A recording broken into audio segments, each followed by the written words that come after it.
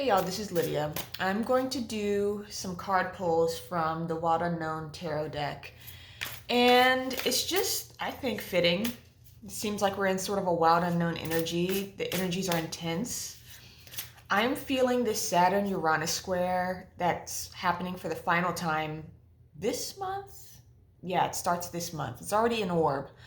And a 2-degree orb, which is the most felt orb. So we're probably feeling it more than when both planets get into the same degree. They're going to square at 18 degrees later this month, maybe even early next month. I haven't really checked, but they are in a square pattern, and later this month they'll definitely be hammering Mercury. And this is the first time that I felt this energy on such an intensely personal level. I can feel circumstances sort of brewing that are going to shatter me into a whole new reality, and it's already started. And a lot of it's an internal process, an internal shattering of my perception, which is Mercury. And so we're being called right now, and I'm being called right now, to get out of basing things too hard on the 3D reality and having sort of this false logic by trying to predict someone or something or a situation based on how things happened in the past. And how this is playing out, interestingly enough, is there's a lot of echoes of the past in the person or the situation. So pay very close attention to if that brings up fear, if that brings up apprehension or doubt, and be honest with yourself about whether this is calling your name very strongly or if it's something you're going down that you need to turn away from. Because fated connections are hard to it's very easy to know when something is fated, because it's almost like it keeps coming up and there's no avoiding it, especially when it comes to connections, and especially when it comes to circumstances that just happen outside of our control.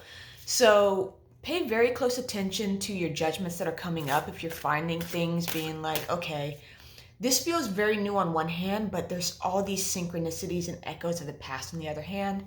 This is major karmic clearing energy, because Mercury is in shadow and Saturn and Uranus are retrograde, and then Uranus is conjunct the North Node. So this is big energy that we can't turn away from. So pay attention to whether or not you can turn away from it. And if it keeps coming up, it's meant for you. And it might not be pleasant. It might be very challenging. It's likely bringing up things that are deep-seated, that are coming to the surface to be released. But at the same time, even though it can be dense and it can feel dense in the moment, I'm also getting achievement energy or milestone energy, where if we really work with these energies, we can really break out of an old way of perceiving. And again, not get too caught up in the physical, be in the energetic and be in the vibrational, and really tap into the energy behind a certain situation or someone, and be open to being curious and going down that road and experimenting and seeing what is there, and really walking through open doors as well. It's like there's not going to be a whole lot of resistance around these situations either, even if they're challenging. It's almost like, even though we know that there's some fear around it, we might still want to go down that road. So allow your perception to be shattered. Allow things to play out in unexpected ways. And that's another thing. It's like how we think something is going to play out is likely not the case. And I'm noticing too, it's all the tools that I have in order to sort of forecast into something. I'm getting this background energy of you don't have the full picture. You really can't see how this is going to play out. You're just going to have to trust how it plays out and really embrace the darkness and allow the darkness to work its magic for you. So cut or no cut? Cut. Okay. So let's pull a card. The High Priestess, intuition, the feeling world, the vibrational world, and darkness, being at ease in the darkness. In another deck, I think it's her Wild Unknown Animal Oracle deck, the tiger animal spirit is dealing with being at ease with the lunar forces, being at ease with the intangible, not knowing, not having any tangible evidence, and really trusting and being in our deeper wisdom of understanding what is meant for us and what's not, by really tuning into our psychic discernment, and the discernment that has no logic behind it, that has no explanation behind it, but just simply is, because we just know in our body and know in our feelings that it is, and that it's meant for us. Let's pull one more. The Nine of Swords. So worries, fears, anxieties. It's almost like this is the veil, and we're being called to peer through it and to be honest. Okay, this thing that's coming up is bringing perhaps up some old anxieties from the past, because there are these connections that you're drawing, perhaps some echoes of the past, familiar circumstances or familiar synchronicities that are coming through where it's like, I've been here before and it wasn't pleasant. I don't want to be here again.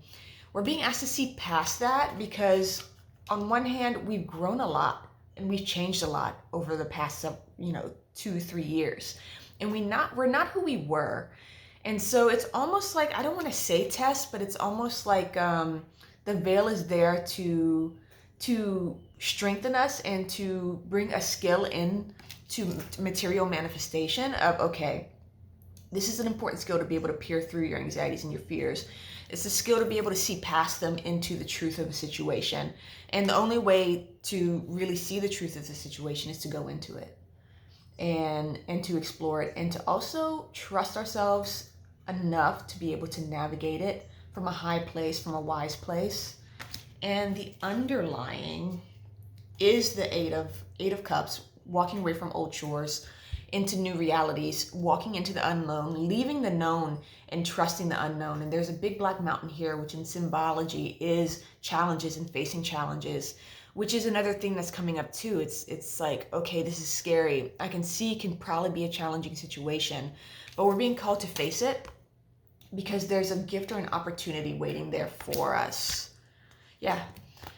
Step up, rise above it, and to get above the density of a situation too. Don't allow your past experiences and perhaps the darkness that surrounds those past experiences to taint a new beginning. And we're being called to, again, see beyond it, see past the worry, the anxiety, the fears, and to really get above it so that we can experience something new entirely and not get so caught up in, well, this happened to me before, or I can see these connections from my past, and so it's a no. If it's in your reality, and if it's calling your name, and if it's feeling fated, like it's drawing you toward it, it is meant for you, and it's trying to show you something. Yeah, the underlying behind the Eight of Cups is the Magician, the Mother of Swords, the Ace of Pentacles. The Mother of Pentacles, this idea of trusting in your capabilities, trusting in your ability to harness the tools around you to create something out of nothing, or to take a situation and use it to grow, to expand, and not be fearful of experience, and to see things truthfully, and to be okay with the truth also hurting, facing challenges, being in situations that show us ourselves in ways that shatter us entirely.